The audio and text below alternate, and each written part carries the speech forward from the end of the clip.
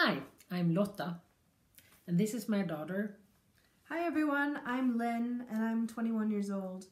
Today we'll be talking about what it's like living in Sweden, what it's like having a person with autism in the family, and unfortunately we're filming in Sweden, so it's hard for Julie to join us today, so we were thinking I could ask my mom a few questions.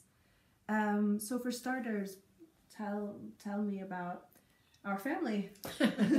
Yes, well, it's me then. I'm the mom, and I have two children. It's Linn and Anton. And Anton is a little brother, but both of them are grown-ups. So me and my husband, we live by ourselves almost all the time.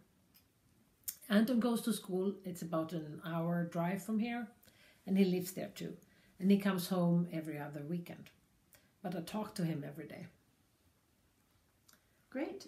And here's a clip from when my mom and Anton talked to each other a few days ago. Can they say hi? What's your name? Hello. Hello. Hello, what's your name? Anton. Yeah, Anton. What's that? That is a She. owl. Owl. Owl. And the owl says She. who. Who. She. What did you eat today? You ate Pizza. pizza. And it tasted? Was it good? And then after that you ate Cake. Did you eat a cake? So is this a normal everyday conversation for you? No, not really. We usually don't speak English to each other. But he knows English.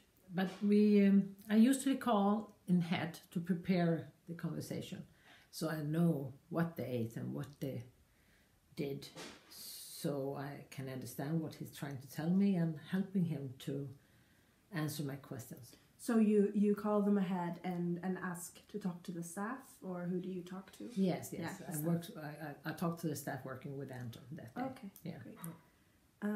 So what do you think is the biggest challenge for autistic people in Sweden today? I think there is a good will, but it's too little knowledge about autism. And school, there's a lot of problems with the kids with autism at school because they have too little knowledge about autism, and it's not sufficiently adapted to the kids. So there's good intention but not enough knowledge. Yes, exactly. And then when they're grown-ups, it's really hard to get a job. The unemployment is very high for people with autism. Okay. But then if you have autism and learning disability, there is something called daglig verksamhet, and that is like somewhere you can go every day. It's hardly no pay at all, but it's something to do. It's an activity that's adapted to autism. An example of daglig verksamhet is, for example, the Moms Theater, where we went a few days ago to see a play, and it's a theater where all actors and actresses have autism, and we weren't allowed to film the actual performance, unfortunately, but here are some video clips with one of the actors, Kalle, and his friend, Oskar.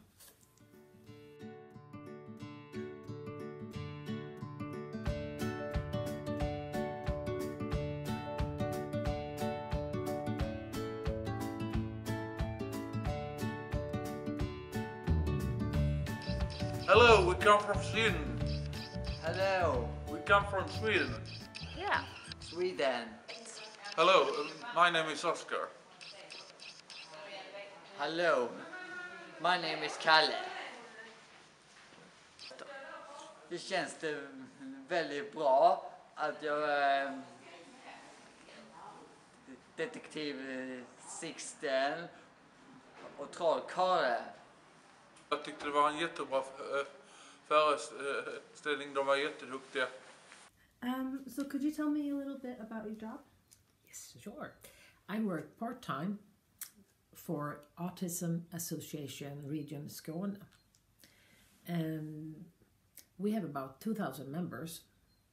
And I do a lot of different things, of course, and I try to spread the knowledge about autism in many different levels and places. And of course, I also talk to parents, and a lot of parents, they're really worried about siblings because they don't feel they have time enough, and that the siblings have to stand back for their brother or sister with autism. And parents, they have a lot of guilt. They feel very guilty for not do enough for their siblings, for all their children. How do you feel about that?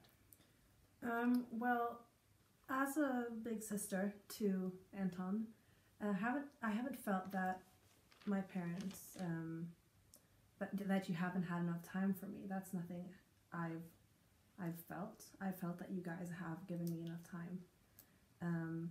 But what I have felt is sort of like helplessness. Like I feel helpless because I want to support Anton and I want to support you guys when things get difficult, but it's hard for me to know how, and it sort of feels like, in that sense, that I'm stepping back because I know that I'll just be in the way rather than being supportive, and that can make me feel guilty as well, just like those parents, because just because I feel like I'm not doing enough, I'm not helping, even though I might be, just not consciously. I don't know. And especially like going on holidays, it can be very stressful. And when we go on holidays, sometimes I feel like I do need to step back because I know that you and my dad can give Anton the best support he needs, but it can be very stressful. Yes, vacation when Yeah. you're supposed to get the rest and get energy, it takes a lot of energy. It really does. Mm-hmm. What? Actually, I also work part-time with a project that we call Antons Hus, or in English, Antons Hus. And we want to create a house where people with severe autism and their families can get some rest and peace and have the opportunity to have to recover. It's very important because we are always in very high stress. We need to find ways to recover, and that's what we're working for. And now we are mostly fundraising.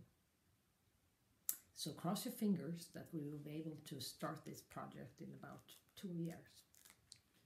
And if you're interested in learning more about Antons Hus and the progress the project has, you can go on Facebook and follow the page Antons Hus. Yes, it's mostly in Swedish, but ask us and we will translate and tell you in English what's going on.